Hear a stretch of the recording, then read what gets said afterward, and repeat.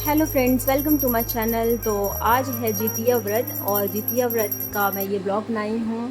तो चलिए आप लोग मेरे साथ बने रहिए, दिखाती हूँ मैंने क्या क्या किया और कैसे किया। तो बने रहिए मेरे साथ। तो अभी बज रहा है सुबह के 4।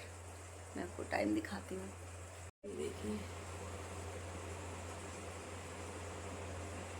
4 और मुझे अभी सरगई खाना है। तो उठी हूँ, जा रही हूँ, थोड़ा फ्रेश हूँ, ब्रश करूँ और फिर उसके बाद मैं सरगई पहले तो निकाल के और जितवाहन गोसाई और चील सियार लक्ष्मी जी इन 4 लोगों के लिए निकालना है। उसके बाद मैं अब खुद खाऊंगी, खा के और फिर ब्रश करके अच्छे तरीके से ब्रश करना है मुझे। मतलब एक भी जूठा कहीं मुंह में नहीं रहना चाहिए। मैंने बहुत अच्छे से ब्रश करके और फिर उसके बाद सो जाऊंगी, क्योंकि अभी इतना सुबह मैं उठ के भी क्या करूँगी। तो अभी नहाना नहीं है, नहाना है मुझे दिन में। तो जा रही हूँ, अपना सरगई का काम पूरा करती हूँ, फ्रेश होके। बाय।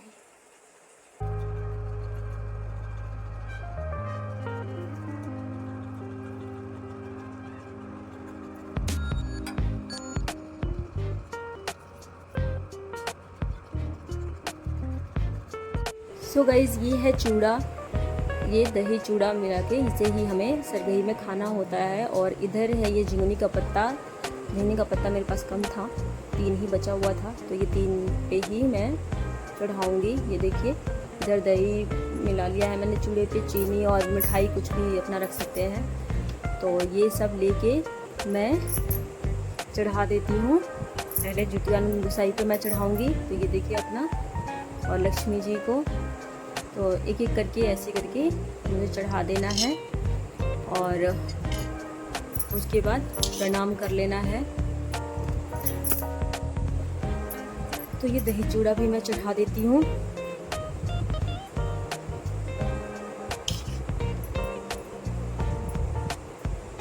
ये चढ़ा देंगे, उसके बाद ये ही जो जितवाहन गोसाई वाला जो प्रसाद होगा ये अपने बेटे को खिलाते हैं। जो लक्ष्मी जी वाला प्रसाद होगा वो अपने घर की बेटी को खिलाते हैं। और जो चीलो सियारों वाला होगा वो चिड़ियों उड़ियों के लिए निकाल देते हैं, वो वही खाते हैं। तो अब मैं जा रही हूँ खाने। ये प्रणाम कर लिया मैंने और अब ये जा रही खाने। बहुत ज़्यादा ले लिया है तो इसमें से मैं कुछ निकाल देती हूँ। फिर भी मुझे लग रहा है खाया तो जाएगा नहीं, बट ये नियम है खाने का, तो ये मुझे करना होगा। जा रही हूँ खाने। तो गाइस मैं बैठ गई हूँ अभी सरगई खाने।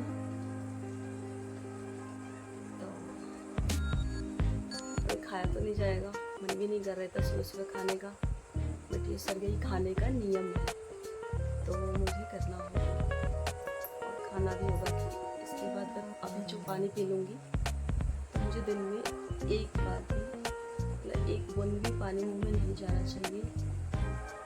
पूरा निर्जला व्रत रखना होता है। तो अभी मैं सरगई खा लेंगी।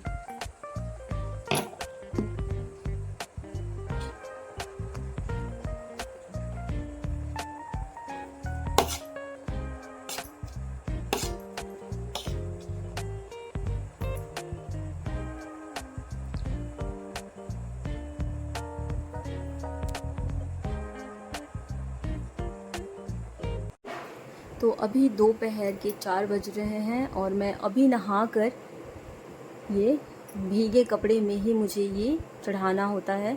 ये देखिए तोरी के पत्ते पे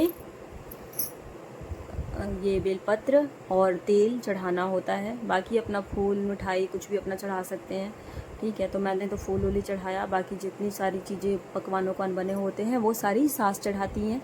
तो मेरी सासू माँ ने मना किया था, मुझे बस बोला था बस इतना ही मुझे कर देना है। जिसकी सास होती है उसे बस नॉर्मल ऐसे ही करना होता है। और ये जो तेल बचा हुआ है ये तेल हमें वेस्ट नहीं करना होता है। ये तेल हमारे घर के पुरुषों के और जो भी लोग होते हैं सबके देह में लग जाता है, जो कि बहुत अच्छा माना जाता है इस तेल को लगाने में।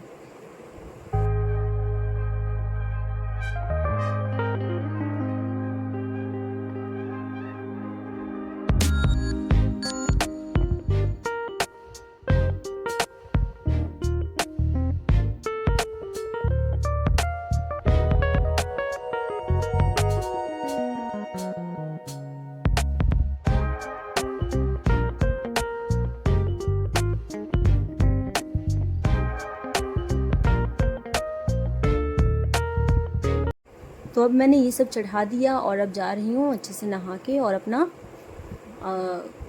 रेडी होके फिर मैं आप लोगों से मिलती हूँ। आज का व्रत जो होता है सबसे टफ होता है। नहाए खाए का तो मैंने वीडियो कल डाल दिया था कि नहाए खाए में क्या क्या करना होता है। तो नहाए खाए का वीडियो मैंने डाल दिया है, वो उसका डिस्क्रिप्शन बॉक्स में मैं उसका लिंक डाल दूँगी, अगर आपको वो देखना हो तो वो भी देख सकते हैं। उसमें मैंने एक कथा भी बताया था जो कि जुतिया का वैसे 4-5 कथा है, तो उसमें से एक है तो जो वो मैंने कल बताया था कि जुतिया क्यों करते हैं।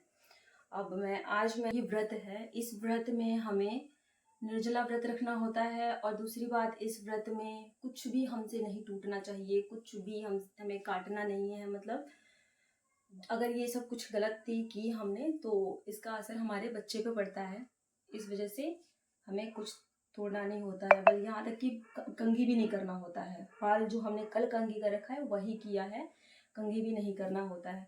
और ये जा रही हूँ मैं अभी सिंदूर लगाने अपने सिन्होरा से, जो कि बहुत शुभ माना जाता है। ये देखिए मैंने मेहंदी लगा रखा है, मेहंदी लगाना भी बहुत शुभ माना जाता है। तो अभी जा रही हूँ मैं सिंदूर लगाने, फिर चलिए मैं आगे और दिखाती हूँ। ये है मेरा सिन्होरा, देखिए, जो कि मेरी शादी में आया था। इसे बहुत संभाल के रखना होता है और सबसे बड़ी बात है ये जो सिन्होरा है इसका जो ये है ये बहुत अच्छे से बंद रहना चाहिए, एकदम टाइट रहना चाहिए। हम यूज़ करके इसको बहुत टाइट बंद करके रखते हैं। इसका कहने का मतलब ये होता है, इसका मतलब ये होता है कि सिन्होरा टाइट रहता है तो पति पत्नी में बनता अच्छा है, और जिनका ढीला रहता है उनमें खटपट ज़्यादा रहती है। तो ये मेरा सिन्होरा है और अब मैं लगा ले रही हूँ सिंदूर।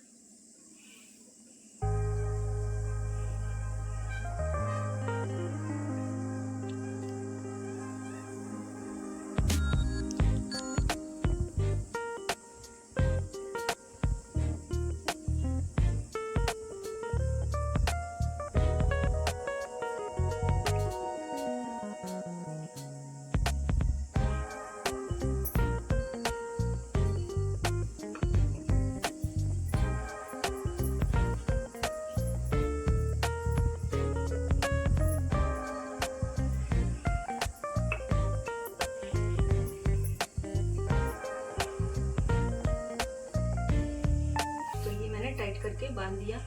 मेरे सिन्होरा में पिंक कलर का सिंदूर गया था तो इसलिए वो पिंक है। अब मैं इसके ऊपर से थोड़ा सा रेड सिंदूर भी लगा लूंगी।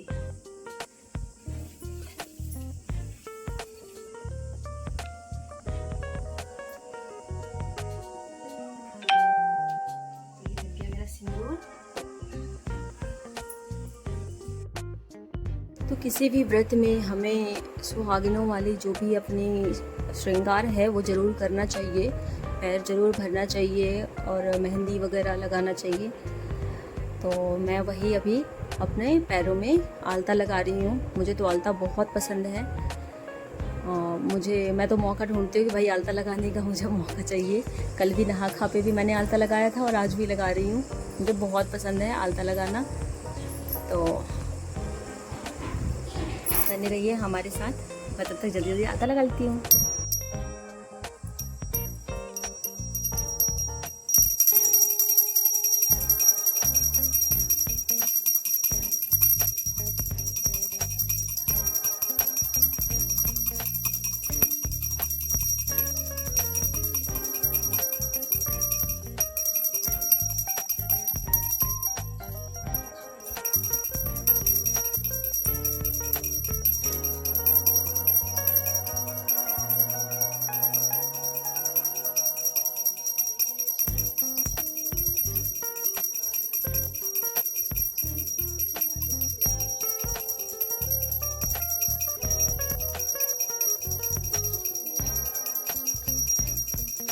तो फ्रेंड्स मैं अब आपको कथा सुनाती हूँ जीमूत वाहन का। वैसे तो और भी बहुत सारी कथाएं हैं लेकिन मैं उनमें से एक आपको सुनाती हूँ। राजकुमार का नाम जीमूत वाहन था।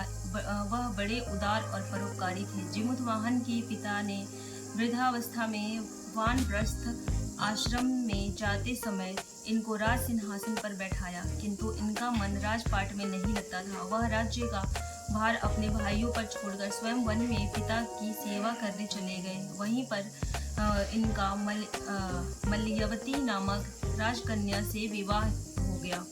एक दिन जब वह वन में भ्रमण करते हुए जीमूतवाहन काफी आगे चलने लगे, तब उन्हें एक वृद्धा विलाप करते हुए दिखी। इनके पूछने पर वृद्धा ने रोते हुए बताया, मैं नाग वंश की स्त्री हूँ और मुझे एक ही पुत्र है। पक्षीराज गरुड़ के समक्ष नागों ने उन्हें प्रतिदिन भक्षण हेतु एक नाग सौंपने की प्रतिज्ञा की हुई है। आज मेरे पुत्र शंखचूड़ की बलि का दिन है। जीमूतवाहन ने वृद्धा को आश्वस्त करते हुए कहा, डरो मत, मैं तुम्हारे पुत्र के प्राणों की रक्षा करूंगा। आज उसके बजाय मैं स्वयं अपने आप को उसके लाल कपड़े में रंग कर वध्यशिला पर लेटूंगा। इतना कहकर जीमूतवाहन ने शंखचूड़ के हाथ में लाल कपड़ा ले लिया और वे उसे लपेटकर गरुड़ को बलि देने के लिए चुनी गई वध्यशिला पर लेट गए। नियत समय पर गरुड़ आए और लाल कपड़े में ढके जीमूतवाहन को पंजे में दबोचकर पहाड़ के शिखर पर जाकर बैठ गए। अपने चुंगल में गिरफ्तार प्राणी की आंख में आंसू और मुंह से आह निकलता न देखकर गरुड़ जी बड़े आश्चर्य में पड़ गए। उन्होंने जीमूतवाहन से उनका परिचय पूछा। जीमूतवाहन ने सारा किस्सा कह सुनाया। गरुड़ जी उनकी बहादुरी और दूसरे की प्राण रक्षा करने में स्वयं का बलिदान देने की हिम्मत से बहुत प्रभावित हुए। प्रसन्न होकर गरुड़ जी ने उनको जीवन दान दे दिया और नागों की बलि न लेने का वरदान भी दे दिया। इस प्रकार जीमूतवाहन के अदम्य साहस से नाग जाति की रक्षा हुई और तब से पुत्र की सुरक्षा हेतु जीमूतवाहन की पूजा की प्रथा शुरू हो गई। बोलो जय जीमूतवाहन। तो ये है जीमूतवाहन की कथा, जो कि जिसकी वजह से ये व्रत किया जाता है। अपने पुत्र की रक्षा करने के लिए औरतें ये व्रत करती हैं और भगवान से मांगती हैं कि वो हमारे पुत्र की हमेशा रक्षा करे, हर खुशियाँ दे, उनको निरोग रखे, बल बुद्धि विद्या दे। तो ये थी हमारी जीमूतवाहन की कथा। अच्छी लगे तो ज़रूर बताना आप। और ऐसे ही करके और भी बहुत सारी कथाएं हैं जो कि सारी औरतें मिलके पूजा के टाइम पे सुनती हैं, जिसमें से एक ये भी है चीलो से आर की कथा। जल्दी निकला जाता है तो ये केराव से हमारा व्रत खुलता है और उसके बाद अपना जो खाना है हम खा सकते हैं। ये केराव बहुत हार्ड सा होता है, तो इसको हम क्या करेंगे, आज रात में ही इसको फूलने के लिए रख देंगे पानी में, थोड़ा सॉफ्ट हो जाएगा तो वो निगलने में इजी रहता है। सो फ्रेंड्स, नेक्स्ट डे हम वही केराव से अपना व्रत खोलते हैं। कुछ लोग पानी और कुछ लोग दूध और या फिर दाल ऐसे करके इन सब चीज़ों के साथ में लेके जो केराव को होता है वो घूंटते हैं। केराव को चबाना नहीं होता है, घूंटना होता है। तो जैसा मुझे बताया गया है, 5 केराव को एक लेके मुँह में और दूध या पानी के साथ या फिर दाल के साथ, सॉफ्ट दाल जैसे उड़द की दाल बना लें तो वो बहुत सॉफ्ट होता है, निगलने में ईजी रहता है। क्योंकि दिन भर हम व्रत रखे रहते हैं, मतलब एक दिन पहले हम पूरा व्रत रख रहे रहते हैं, निर्जला व्रत, तो ऐसे गले में कुछ हमें सॉफ्ट जाना चाहिए पहली बार लेंगे तो, इसलिए कुछ सॉफ्ट चीज़ों के साथ अपना व्रत खोलें। और ये रहा मेरा पूरा ब्लॉग। आपको ये ब्लॉग कैसा लगा कमेंट सेक्शन में ज़रूर बताना, और अच्छा लगे तो लाइक और सब्सक्राइब करना मत भूलना। Thank you so much. मिलते हैं हम नेक्स्ट ब्लॉग में। Bye bye.